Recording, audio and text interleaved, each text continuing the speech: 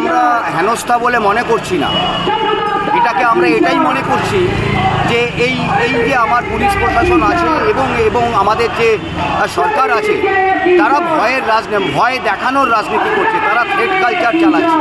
না হলে 1 বছর আগে কোনো জুনিয়র ডাক্তার, কোনো সিনিয়র ডাক্তার, তারা এই যে বিপুল সংখ্যক মানুষ অভয়ার ন্যায় বিচারের জন্য আন্দোলনে নেমেছিলেন, তাতে কে কোথায় মিছিলে হেঁটেছে, কে কোথায় জলের গাড়ি পৌঁছে দিয়েছে, তার জন্য 1 বছর বাদে কবর থেকে খুঁড়ে নিয়ে একটা তাদেরকে সামন পাঠাবে, ডেকে পাঠাবে, তাদেরকে হয়রান করবে, এইটা কোনোদিন হতে পারে না। এইটা কোনো বিচ্ছিন্ন ঘটনা নয়, এইটা একদম পরিকল্পিতভাবেই ভয় দেখানোর চেষ্টা করছে আমার পুলিশ প্রশাসন এবং আমার সরকার।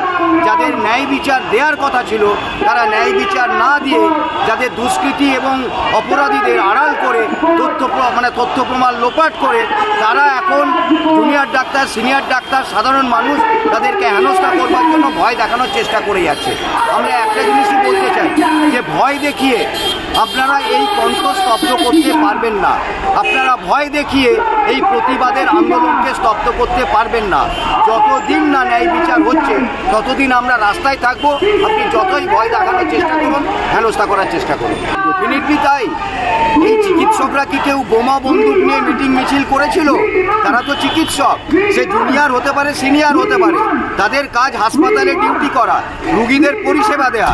তাদেরকে যদি দিনের পর দিন আপনি এভাবে ডেকে পাঠান, 3 ঘন্টা 4 ঘন্টা ধরে জেরা করেন, হয়রানি করেন, তাহলে তো রুগী পরিষেবাও ব্যাহত হচ্ছে।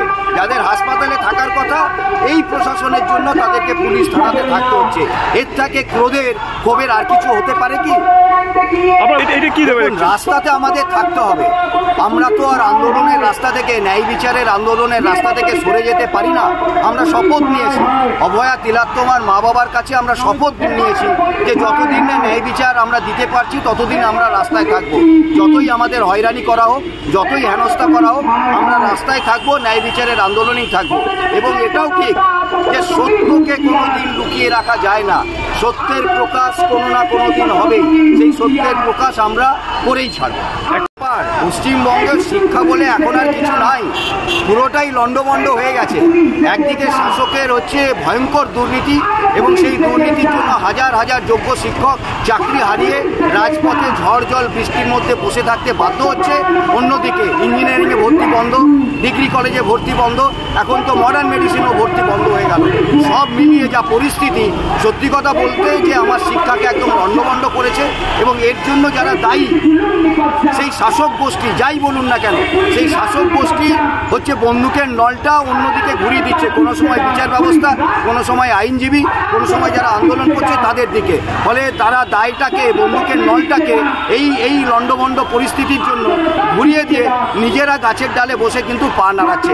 এইটা পশ্চিমবঙ্গের মানুষ কিন্তু মেনে নেবে না। রাজ্য সরকারের জন্যই তো হয়েছে, তাদেরই তো নানা রকম, যা আমাদের কাছে আমাদের খবর যে শাসক দলের লোকেরাই, সে নেতা হতে পারে, মন্ত্রী হতে পারে, তাদেরই নাকি দুর্নীতির জন্য সুপ্রিম কোর্ট ওই চাল আর কাপড় পার্থক্য করতে পারেনি। এবং সেই জন্যই চাল কাপড় পার্থক্য করতে না পারার জন্য যোগ্যদেরও রাস্তাতে বসিয়ে দিতে হলো। এইটা কোনোদিন মেনে নেওয়া যায় না। এর দায়িত্ব এই শাসককেই নিতে হবে, এই সরকারকেই নিতে হবে যে কেন তারা এইটা করতে পারলো না, যার জন্য এরকম একটা ভয়ঙ্কর অবস্থা।